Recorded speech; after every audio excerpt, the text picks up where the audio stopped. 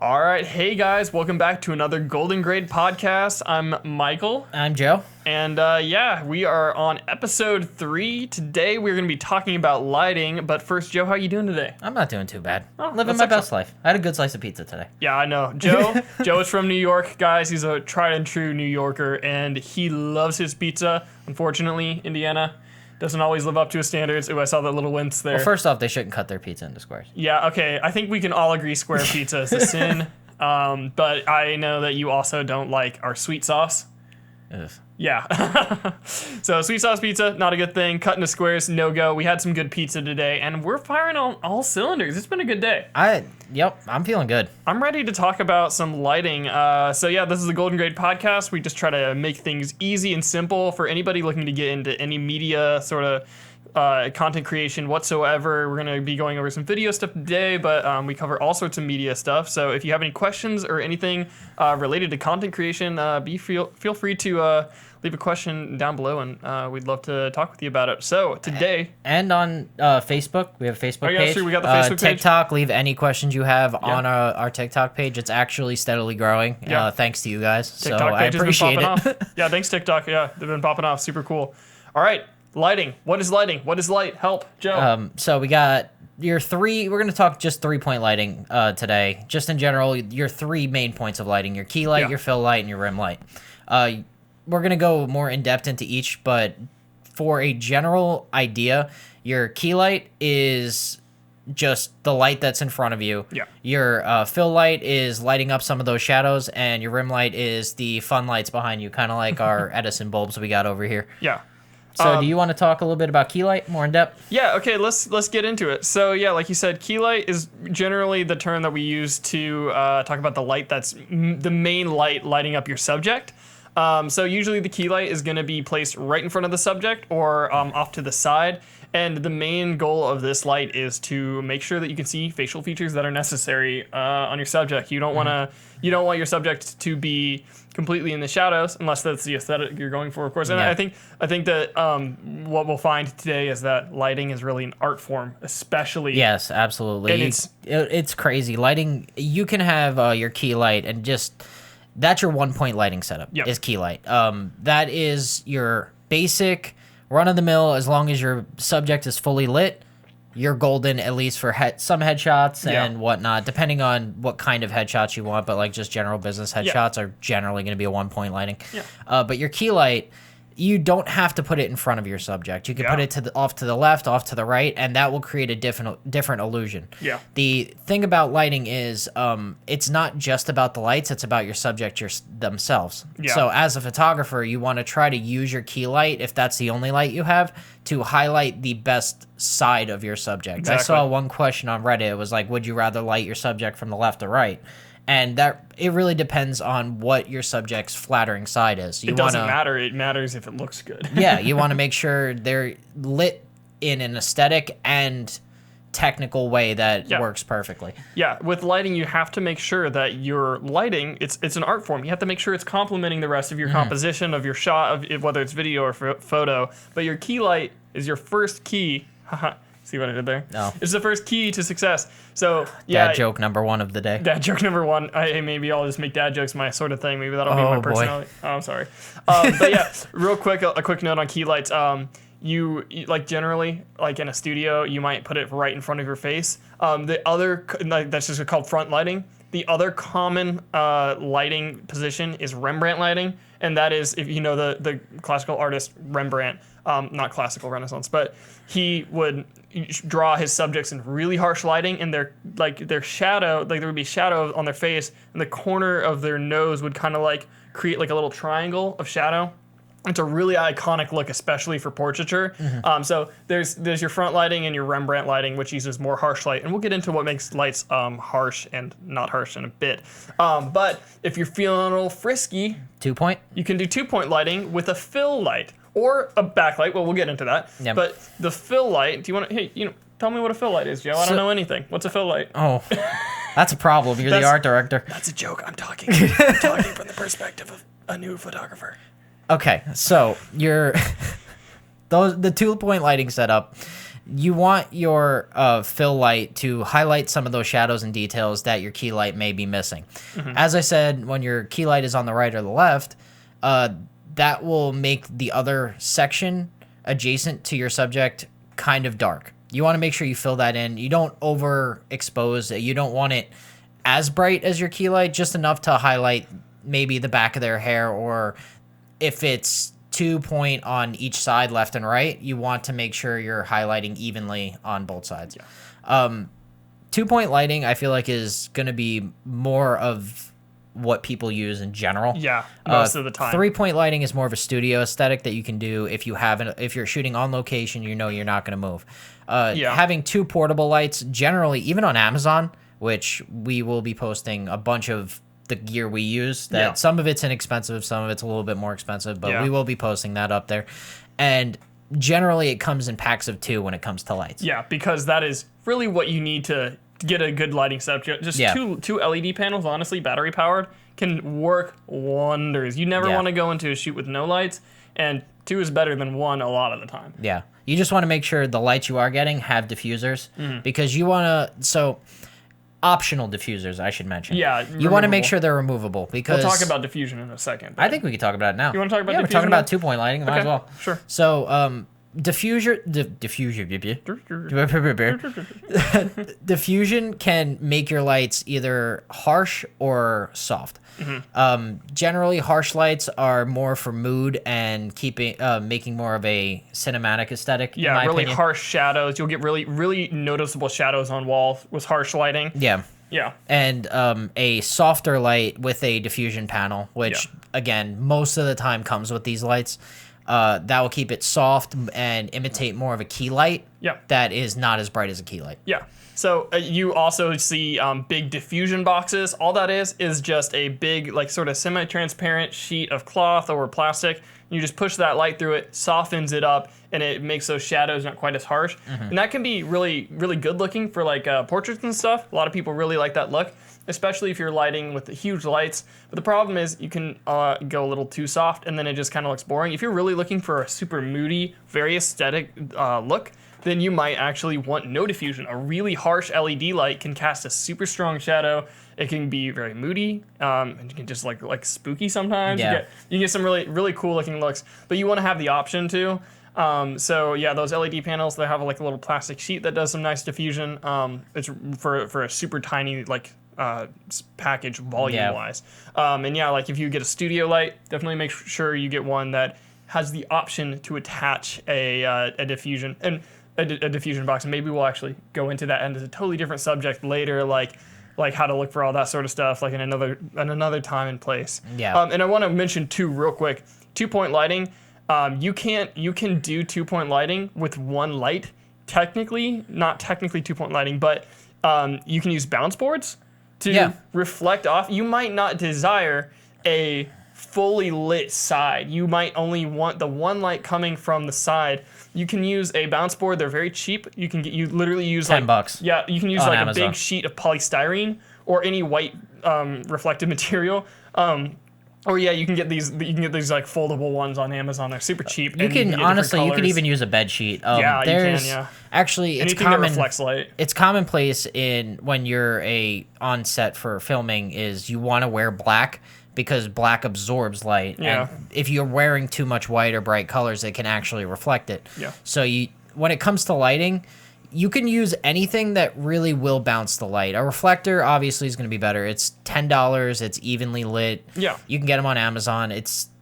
They're great. Yeah. But So like that's another option for getting those shadows on the opposite side of the face lit, just using that reflection off of your main light for a really soft, very subtle effect that can lift those shadows. And maybe you don't want to lift those shadows, and then you just go with a 1-point lighting setup. Also, as something that I think, and I got stuck in this trap, a lot of people just throw up 2 lights on one side or the other. 45s. Like 45-degree angle from each other or whatever, or 90-degree angle or whatever. And one is their fill, one is their key. And definitely feel free to make one a lot brighter than the other, because it's really nice to have some shadows, because that gives the face some depth and it allows you to actually see the facial features rather than making it really flat if they're both evenly lighted all the way across. Also, 2-point lighting can work with a light in the back and that gives them rim lighting, which we're getting ready to get into. So 2-point lighting doesn't necessarily mean a key and a fill that are like evenly spaced on opposite sides of the face. We actually here at the podcast room, aka my second bedroom, we have a 3-point lighting setup, but true. 2 of the lights are technically behind us. Yeah. I'll throw up a TikTok on our page and I kind of show you like a little walkthrough of the setup. You'd be surprised what we did with this tiny amount of space. Yeah. But right next to 2 of our lights is a hamster and a cage. It's actually very funny. Everybody, our mascot Chopper. Mascot Chopper. Yeah. But speaking of those backlights, you want to talk about backlighting and rim lighting? Rim lighting, I love it. It's super aesthetic. so- Let's get into it. Oh, rim lighting is used mainly in a 3-point setup. You very rarely see it in 2. Yeah, unless you're going for a really strong aesthetic, like a very filmic look. Like they use it in Supernatural Yeah. a lot, but I don't know if you ever seen Supernatural. Yeah, I know The what you're talking first about. season's very aesthetic, and then Very it kind of aesthetic. like falls off into like a normal. Yeah. It's very weird. Very strong cinematography, though. Yeah, for sure. Jensen Ackles, if you want to reach out, I love you. So the rim lighting, that is going to give you that crisp color in the hair. Yeah. So for us, we have our Edison bulbs as our rim lighting, Yeah. and that's just illuminating the back of his head, giving that orange a little extra oomph And it just kind of, it was called rim lighting because it creates like a rim around your subject. You It wanna- goes around it can go around their shoulders, down their arms, or like highlight them, kind of like a stroke effect almost. Yeah. make it really, what's the word I'm looking for? Beautiful. Beautiful. It creates a depth of field too. Yeah, yeah. It separates your subject from the background, which Exactly. is ultimately the goal for most things. Yeah, a huge thing that lighting is used for is to get your subject to pop. You want them to pop forward. They are your subject after all. Usually you want your subject to be well lit or negatively well lit. You might want them to look like a silhouette, and you can use lighting to enhance their silhouette. But you want to make sure that whatever you're going for, whether it's like like a really aesthetic look or a very like standard well lit portrait, or if it's wedding photography, anything, you want to make sure that they're popping out. And a great way to do that is to get a rim light. And a lot of the times your rim light, you want it to be a similar color temperature to the light that your subject is being lit with. But here we're using these more like in a colored sort of sense. A lot of the times rim light can be like a blue or like a pink or a purple, like a very A aesthetic lot of YouTubers color. use them. Yeah, totally. So think about it.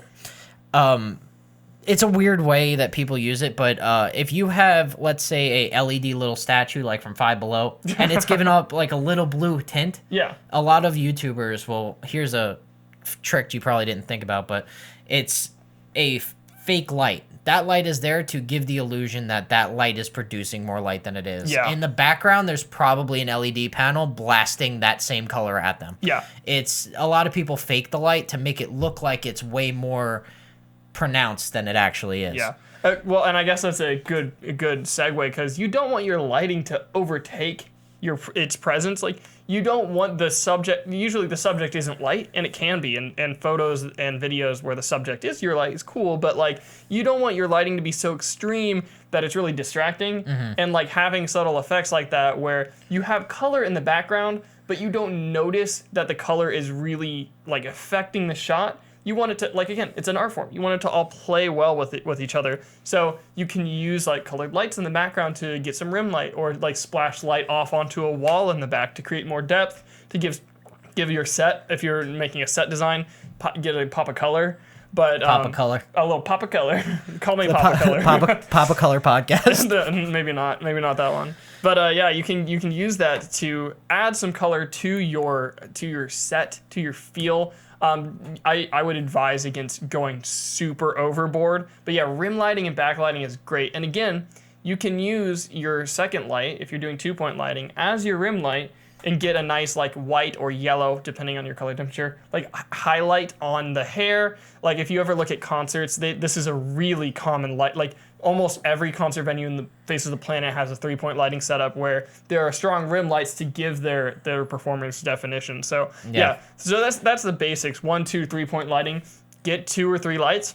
Play around with them. Put them in different places. Take the same photo with like 8 different lighting setups and see what you like. And also try to go out, look at what other people have done. Try to emulate their lighting setups. If you like somebody's lighting, try to emulate it. You will be very surprised because the lighting makes or breaks a scene. There is actually a website, I forgot the name of it, and I'm going to post it somewhere on the podcast, but if it shows popular scenes Yeah. shot by like Oh, yeah, I know professionals, what you're talking about. and then there's a diagram of how they shot it lighting wise. Yeah, the lighting diagram, yeah. I forgot what the name of the website is, but it's astounding. Like some of Yeah. these things have like 6 or 7 lights in them. Oh yeah, like in Hollywood, you'll be like, oh yeah, this looks like a totally normal scene, and then you'll peel back, and even though they're outside, you'll realize that they have like 8 different lights that are like 12 feet by 12 feet, and obviously as smaller creators, that's not always necessary and not always feasible. But yeah, you can do insane things with lights, and you can set up a lighting setup, turn them all off, and it completely changes the vibe in every way. And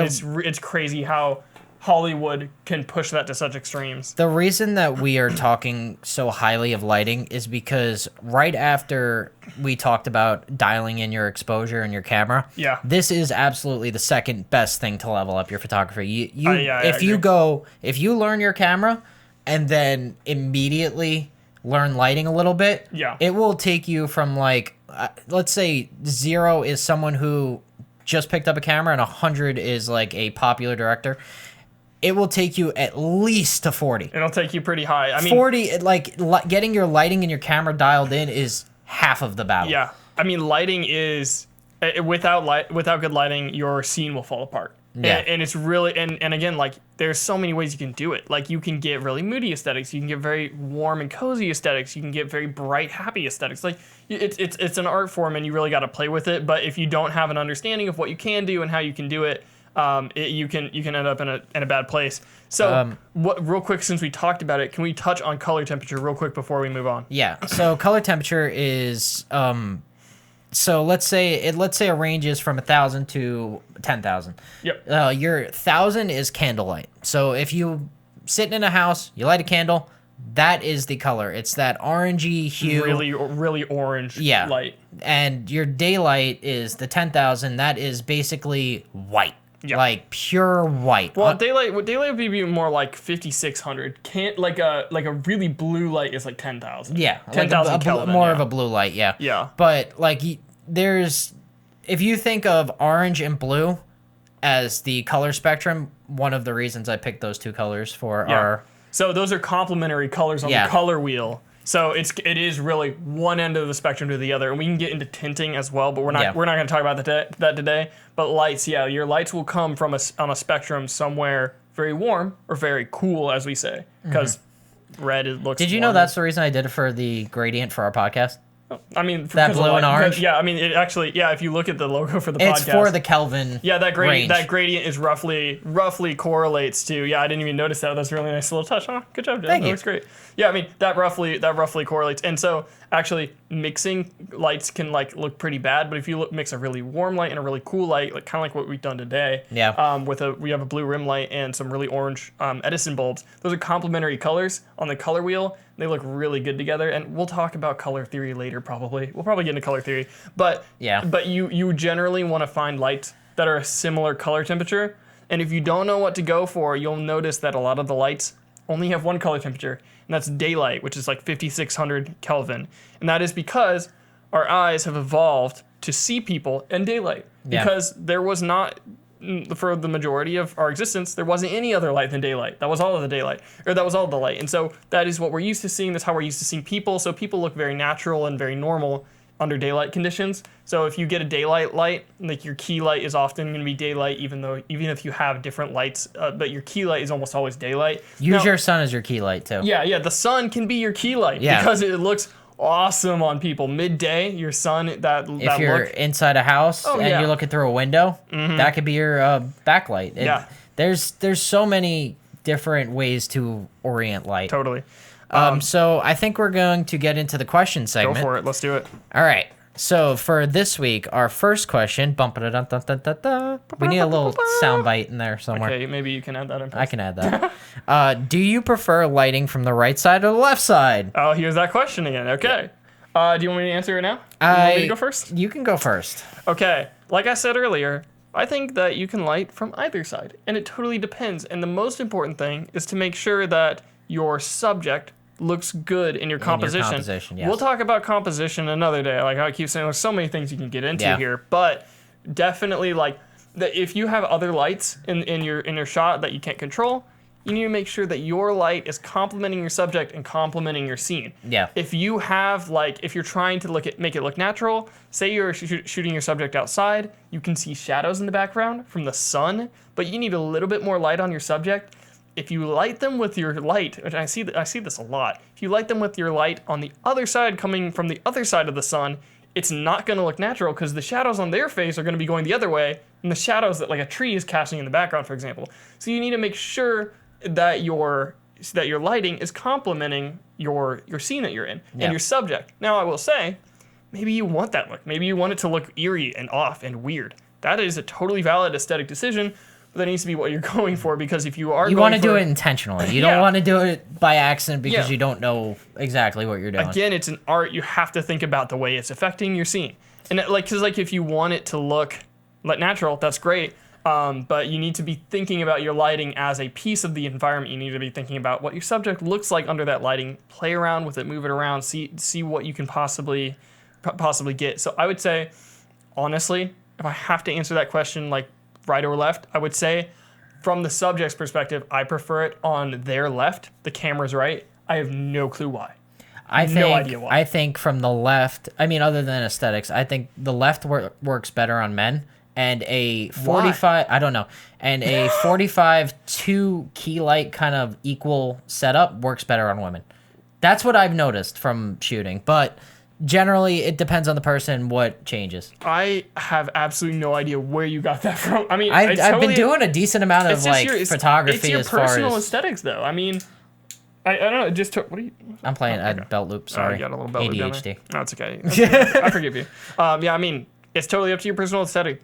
And like, yeah, I've heard of people like preferring to light women and men in different ways because we have different beauty standards, and we want men to seem a little bit more aggressive, and we want women to seem very beautiful and soft. Keep that harsh light on the men to highlight the jaw. Yeah, also, jawline. Yeah. A little trick: if you have a man bite his molars, oh yeah, it makes the jawline more defined and keeps it.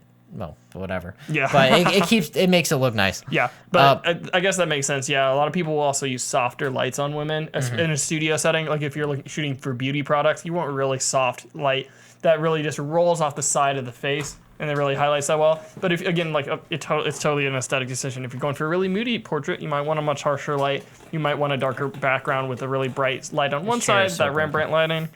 All right. Anyways. All right. So next question. We're gonna run through this one really quick. Let's see. What is in your camera bag? My camera bag. Okay. In my camera bag right now, I have my Canon R, an amazingly trusty camera. I have my 24-105 4.0 lens. That's my videography lens. It's the perfect lens with enough zoom and a good enough aperture that is not variable, and it's also servo driven, which is great for focus. So that's my main daily driver lens for filming. I have a small rig cage that I have some handles attached to and some other things if I need to attach an external recorder, I can do that. I got my tripod and a GorillaPod just in case. You never know what you're going to need. Got my batteries, and I also have a 50 prime, which is super nice. That stops down to 1.8, and a 50 prime is your classic kind of just your classic lens that's just perfect for everything. We talked about that a couple episodes ago. 50 primes look great, so I have that if I ever need to stop down. I also have a vintage lens. It's a 35 millimeter vintage lens that's full frame, so there's no crop factor really, not a huge one. And that one is I also keep around because it just has a really nice quality to it. It's a Canon FD 35 millimeter, I think. And it just looks really nice. You found one of those? Yeah, it was like about $100 or so, something like that. It wasn't terrible. Like, I mean, we'll talk about vintage lenses, I'm sure, at one point too, but vintage lenses you can get really cheap, and they can look really nice, especially on full frame cameras, because there's not a huge crop factor. And then I think that's about it. I have a GoPro Hero 10 as well, because that's really helpful. And yeah, I just got all my little accessories. One thing that I really like that I think a lot of people don't have is I have a black mist filter. And I really like. You like the mist filters? I like the mist filter under certain circumstances. Okay. I've been in places where I'll shoot in concert venues a lot. I do that a lot, and they don't have haze, And Yeah. if there's no haze in the room, your LED lights just look awful, man. It just looks bad. So if you really want it to look good, and you don't have haze, the black mist filter can help give that really nice bloom to the LED lights, Yeah. which just look awful on their own. And I understand some small concert venues don't have the option to do haze all the time, and that's okay. But I keep You that shoot around. in like a bar or something. Yeah, exactly. I keep that around in my back pocket because that's a really good versatile tool to give it a lot more atmosphere if I'm lacking atmosphere. And of course, a variable ND filter that everybody needs a variable ND. I'm actually astounded on how different my bag is from yours. Yeah, well, we do very different things. Mine, you'll see, is incredibly is very video focused. Mine's video focused too, but it's like for some reason I don't like video as much as I do photography. Yeah, I understand that. So What's in your bag, Joe? I have a RP, a Canon RP. I have a RF 35 to 130, 35 to 105. Or Yeah. is it 24 to 105. 24 to 105. We have the same lens. Yeah. 24 to 105. Then I have a 50 prime and EF adapter. Yeah. I have a Movo mic set for one lav mic. Oh yeah, I have a Rode Video mic Go 2, the best overhead. I just feel like compact just mic. having a lav mic in general, just Yeah, on I should hand have in a lav case, mic. why not? Yeah. I have a variable RGBW lighting panel Yep. because you never know when you need light. Yeah. It's actually a really nice lighting panel. I like it. It's very not high bad. quality. My favorite thing is the ability to dim colors. Yeah, so it's great. I mean, they sell them online. I think I picked up a set of 2 for like $300. Yeah, and it was worth it. I think it was worth it. They're incredibly versatile for the size, for the format, for the size. Yeah. That might be one of the greatest things in your bag. Yeah. And what else do I got? 400 batteries. Oh, yeah. If you don't have more than 5 batteries in your bag, you are a psychopath. Okay, that's not true. Maybe you just need more batteries. I got a 2 battery charger, a quarter. Oh, quarters. Oh, yeah. You need a quarter I to do. adjust your camera gear. I have a quarter, an American quarter. I have a Korean 500 won coin, and then I have a 10 Filipino peso coin. Those are the 3 countries that I've been to recently. That's pretty cool. And I use those to tighten my rig Yeah. when I need to tighten it.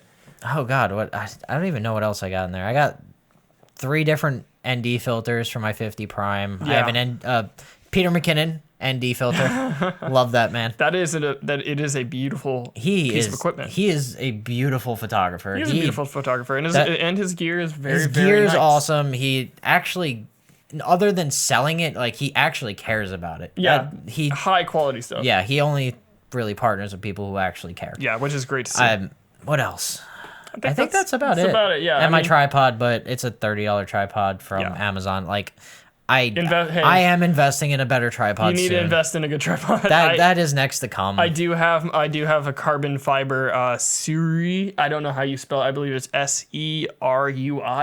Suri. It's like a really compact folding tripod, and it's so nice. It can hold a lot of weight, and it's much nicer knowing when your camera is on a good tripod. Oh, one last thing I want to talk about. And this is such a cliche thing, and I resisted this for such a long time. I also have Peak Design clips. Peak Design makes those like quick release clips and straps and stuff. They're so nice. I highly recommend the Peak Design stuff. That might be one of the greatest additions. I was to my actually bag. thinking about picking one of those up. They are incredibly useful. I have the strap, and I have my camera strap has the Peak Design things on them, and also I have the quick grip release thing. It's amazing. So, anyways, yeah, that's in my bag. That's what's in my bag.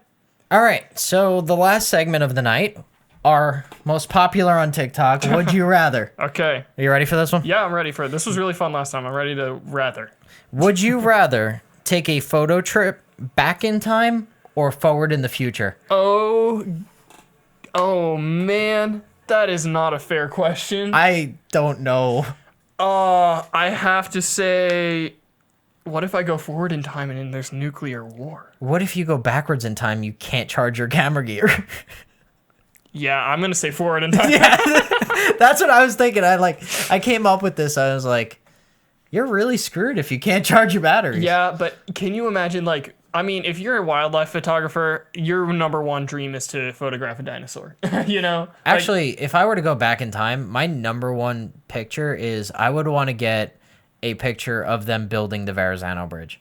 Okay. And for people who aren't from New York, it's the bridge that connects Staten Island to Brooklyn. Yeah. And I've seen like building pictures of like Oh, when yeah, people dude, it's built so that, cool. and it's wild. Like mean- that black and white, grainy, beautiful. Yeah. It's Imagine awesome. going back in time and like being able to find like, you know, those historic moments like that. Like all of the people that getting assassinated, like those famous last photos. You could take every famous last photo there is. Oh, that'd be rough. Can you imagine getting like the Lincoln assassination on photo? I mean, that would be crazy, but How did he do it? It's crazy. He from what? I have no idea what year that was. That was a long time ago. when Lincoln got assassinated, Yeah, can you give me a date on that one?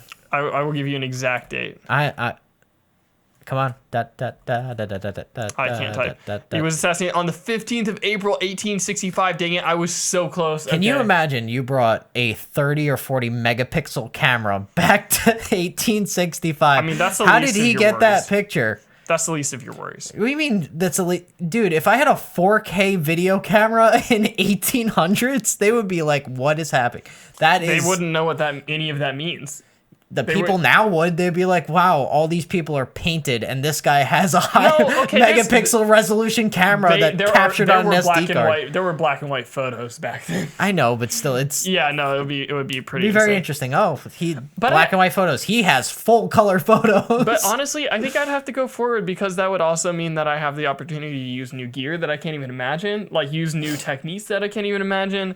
I mean, I think that humanity is doing some insane stuff, and I'm more drawn to photos that kind of like have a story to them and have Yeah. like a human element. I don't like. I love being in nature and nature photography, but I personally rather like have a building be there and or something like that to tell a human story. And there's some awesome things that we're doing as humans these days, and I would really love to see what Yeah. we get to do. So I might go forward, and Forward. also so I can charge my batteries. Yeah, without taking the battery aesthetic, not aesthetic. Wow, just stuck on the word aesthetic. Yeah. Taking the battery equation out, I'd probably go backwards. Okay. I feel like there's Yeah. so many Two different answers here. amazing things to see. Yeah, but those amazing things there's gonna be amazing things forward too. Yeah, but like nuclear fallout, like you said, America could just be China in like 300 years. Like you don't know, you could like go forward 200 years in the future and like America, they're all speaking a language that didn't exist yet. I mean, it's wild. It is guaranteed know. that is gonna happen. You think, dude? Have you heard what Gen Z kids say? Oh, I can't even, I don't want to get into that. It's the lit bay for me, fam. Oh my God, SNL did a bit That on was the cringiest. Sorry, what I just said. Okay, viewers, I apologize. That Oh. was the worst thing that's ever been said. And I know this is gonna go on TikTok now. And I know that's not what Gen Z sounds like. Please don't murder me. They kind of do though. Have you watched Fortnite? Like, videos? We're never going to get any viewers. I think we just got a podcast canceled. Canceled. Okay, well, anyways. Do Well, you have another question? I do not have another question this week. Okay. I will, in fact, have 2 Would You Rathers next week. Okay. I have them lined up, so Okay, I'm excited to know what they are, and I'm excited to join you for next week's episode. This has been so fun. this has been a great time. Yeah. I always wanted. I think lighting was one of the first topics that came to mind when it came Yeah. to building this podcast. We have our next 20 episodes planned out as far as topics, but lighting was definitely. If it wasn't the second episode, it was going to be the third. Yeah. And here we are at the end of the third episode. And I'd like to thank you, Michael, for coming over. Well, and thank you, Joe. I would like to thank all the viewers who are religiously liking our TikToks. Love that. We And love to wish see you it. will continue to do that. It gives us inspiration to keep doing Yeah, it. all of your support means a ton, and it really motivates us, and it really helps us out to when we're growing and stuff. So Yeah. really appreciate it. And hey, speaking of growing, if you guys have questions, please ask questions. There's so much more to We know. want to answer your questions. Oh, for sure. We are pulling these questions offline. I had one question actually asked to me. Yeah. But we want to hear questions from the people who are actually viewing us too. Yeah, go for it. And there's so much more to talk about than light. We scraped the actual like tip of the iceberg. There's so much more to lighting. We would love to get way more in depth. If you guys have a really specific question or any questions about general stuff, we'd love to answer your questions or just fun, silly questions too. We Anything. might go back to lighting in season 2. Yeah, we might. Season 2. Are we doing seasons? Oh, we're doing seasons. Okay, awesome. Well, that's it. Hey, that's great. All right. Well, yeah. All right. Thank for you joining guys us. for joining us. We'll catch you next week. All right. See you guys.